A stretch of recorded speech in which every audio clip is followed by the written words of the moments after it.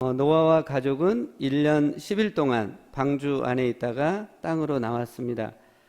상상할 수 없는 거대한 물폭탄으로 온 세상이 1년여 잠겼다가 물이 빠졌을 때 드러난 세상의 모습은 어떠했을까요?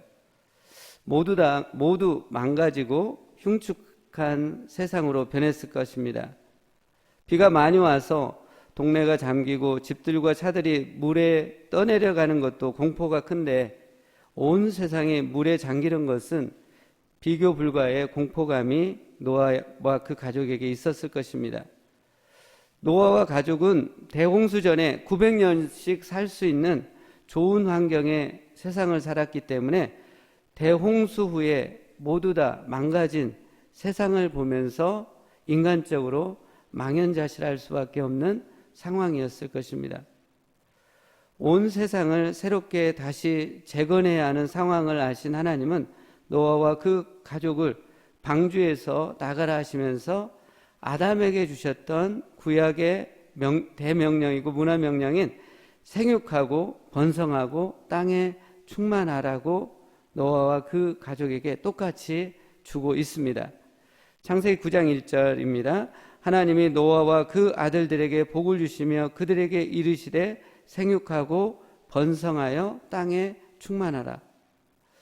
온 세상이 무너지고 노아와 그 가족 8명을 빼고 모든 사람들이 죽은 상황에서 하나님은 가장 절실한 명령을 노아와 그 가족에게 주고 있습니다. 하나님이 아담과 노아에게 생육하고 번성하여 땅에 충만하라 같은 명령을 주셨지만 죄가 세상에 들어오면서 몇 가지 노아에게 차이가 나는 설정이 생기게 되었습니다.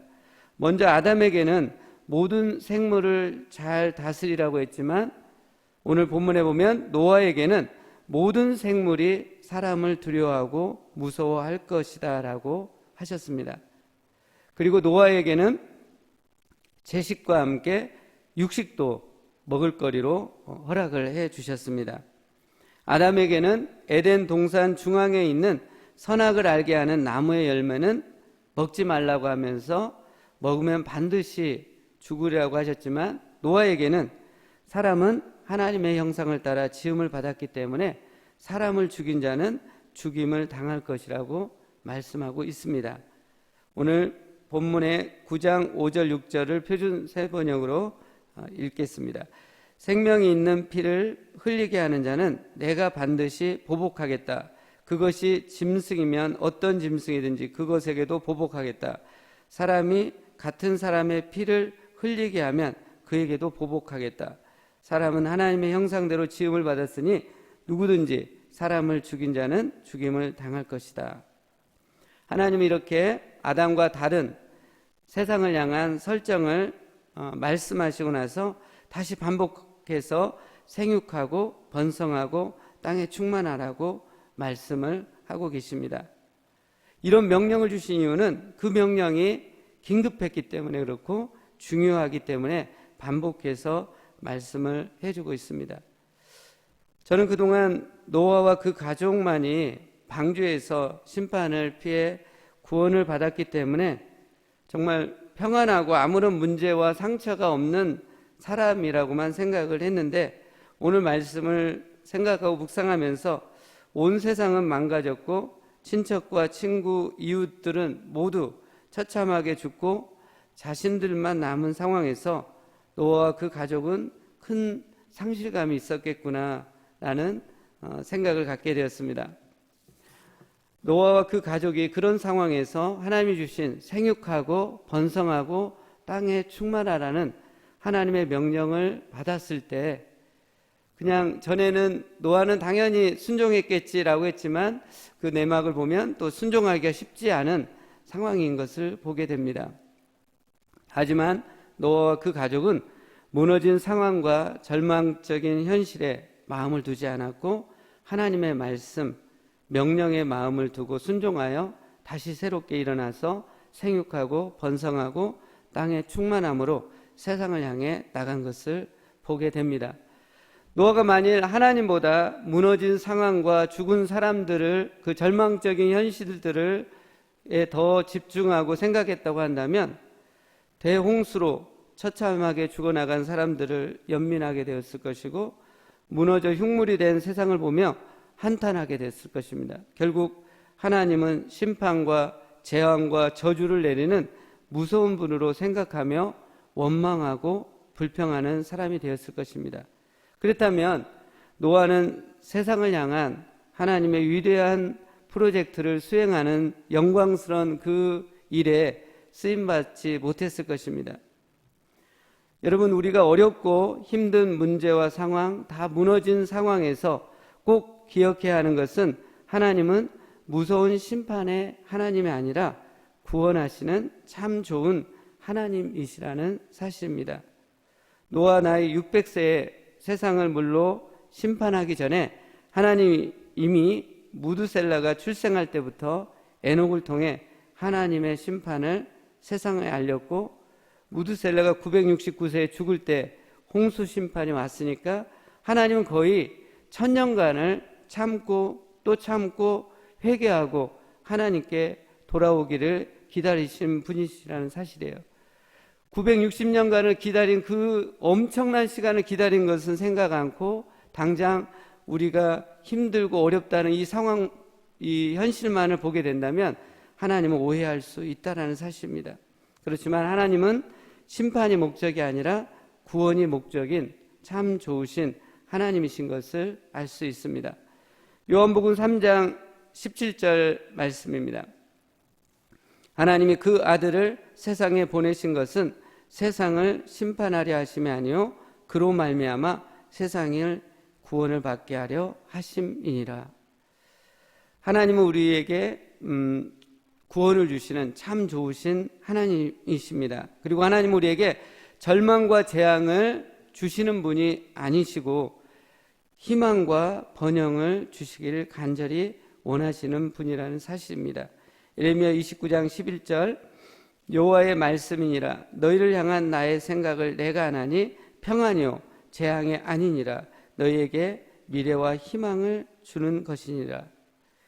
여러분, 하나님 우리에게 어렵고 힘든 문제와 상황을 주어서 우리를 무너뜨리고 불쌍하게 하고 초라하게 만드시는 그런 악한 하나님이 아니라 오히려 그 문제와 상황을 통해서 우리를 회복시키시고 또 회복을 넘어서 생육하고 번성하고 땅에 충만하길 간절히 원하시는 분이라는 사실입니다. 즉 생육, 번성, 충만을 좀 다르게 표현한다면 풍성하게 열매를 맺고 큰 성장을 일으키고 온 세상에 선한 영향력을 미치는 사람으로 만드시길 원하시는 분을 꼭 우리가 이 시간 믿고 그 하나님을 붙잡기 바랍니다. 인생 살면서 우리 모두는 쓰라린 실패와 무너짐을 경험합니다. 그 실패와 무너짐이 크면 우리는 큰 슬픔과 절망의 늪에서 헤어나오기가 쉽지 않습니다. 그러나 노아는 세상이 완전 망가지고 무너진 상황, 제로 포인트에서 하나님의 말씀에 마음을 두고 다시 시작을 합니다. 세상을 향해 하나님의 꿈을 펼쳐갑니다.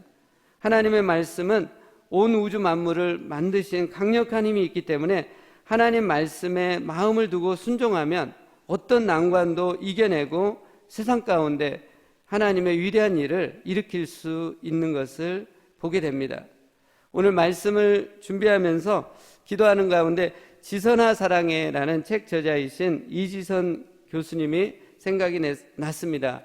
대학 4학년인 2000년도에 교통사고가 나서 전신 55% 그러니까 반절 이상의 3도의 화상을 입었습니다. 3도라는 것은 거의 죽기 직전의 그런 화상이라고 합니다.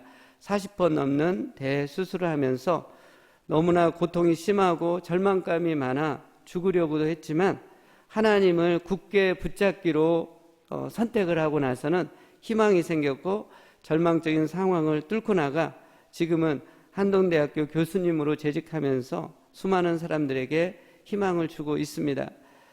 이 교수님은 지금의 모습을 교통사고 이전의 모습과 바꾸고 싶지 않다는 고백도 합니다. 왜 그러냐면 그녀는 고난을 통해서 영원하고 정말 중요한 것은 보이지 않는 것에 있다는 것을 깨달았다고 합니다. 보이지 않는 하나님 안에서 교수님은 엄청난 보물을 얻었고 지금도 그 안에서 천국을 맛보며 살고 있기 때문에 이전에 교통사고 이전에 경험하지 못했던 그 엄청난 은혜와 축복, 보물을 누리고 있기 때문에 그 전으로 가지 않겠다고 합니다. 정말 고난 가운데 예수님께 깊이 우리가 들어가서 예수님의 말씀을 받는다고 한다면 교수님이 경험했던 것도 우리도 동일하게 경험하면서 살 수 있다라고 확신합니다. 여러분, 아무리 실패와 무너짐이 크고 절망의 늪이 깊다 하더라도 하나님 말씀에 우리 마음과 생각을 두고 담대히 순종하고 새롭게 시도하고 도전하면 하나님의 놀라운 역사와 회복이 일어날 것을 믿습니다. 우리 삶 속에서 더 풍성한 열매를 맺고 더 폭발적인 성장을 일어나고 온 세상에 부족하지만 선한 영향력을 미치는 삶으로 펼치실 수 있다는 것을 믿을 수 있기를 원합니다. 하나님은 노아와 가족에게 그 위대한 명령을 주시면서 바로 노아와 후손들 또 모든 생물들과 언약을 바로 체결을 하십니다. 언약이라는 것은 하나님께서 주도권을 갖고 인간에게 어떤 일을 하시기로 일방적으로 세우시는 약속을 의미합니다. 그럼 하나님께서 노아와 그 자손과 또 모든 생물에게 세운 언약은 무엇입니까? 하나님은 다시는 홍수를 일으켜서 사람들과 모든 생물을 파멸시키지 않겠다는 언약을 체결하십니다. 그러면서 하나님은 그 언약의 증표로 무지개를 주십니다. 그 무지개를 볼 때마다 하나님은 그 언약을 기억하시면서 인류와 생물을 보호하시겠다고 말씀합니다. 창세기 9장 16절입니다. 무지개가 구름 사이에 있으리니 내가 보고 나 하나님과 모든 육체를 가진 땅의 모든 생물 사이의 언약을 영원한 언약을 기억하리라. 노아와 가족은 대홍수 심판을 겪으면서 하나님은 무서운 분이라는 것을 직간접적으로 깊게 경험했을 것입니다. 말 안 듣고 불순종하면 다시 언제든 물로 심판할 수 있다라는 두려움, 공포감이 있었을 것입니다. 구름이 짙게 끼거나 비가 오면 노아와 그 가족은 불안과 공포가 있었을 것입니다. 그게 노아와 그 가족에게 있는 트라우마였을 것입니다. 노아가 하나님의 말씀을 품고 열심히 세상을 향해 나가지만 노아와 그 가족 안에는 하나님을 향한 두려움과 공포가 마음 깊게 자리 잡고 있었고 그런 두려움과 공포 속에서 행한 것을 하나님은 기뻐하시지 않았을 것입니다. 그것을 아시고 하나님은 다시는 물로 사람들과 모든 생물을 심판하지 않겠다고 하시면서 그 언약의 표시로 무지개를 주셨습니다. 비가 많이 오고 나서 무지개가 구름 사이에서 보일 때마다 그들은 하나님의 언약을 기억하며 안심하고 평안을 얻었을 것입니다. 물 심판이 더 이상 없다는 언약의 표시인 이 무지개를 통해서 알 수 있는 것은 하나님은 두려움과 공포를 조성해서 이루 가시는 분이 아니라 우리에게 먼저 사랑과 능력을 회복시켜 주신다는 사실입니다. 디모데후서 1장 7절입니다.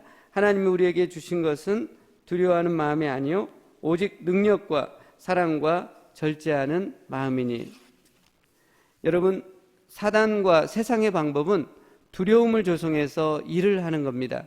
그 방법은 빠르고 쉽게 일을 끝낼 수 있습니다. 마치 공산주의 방식이죠.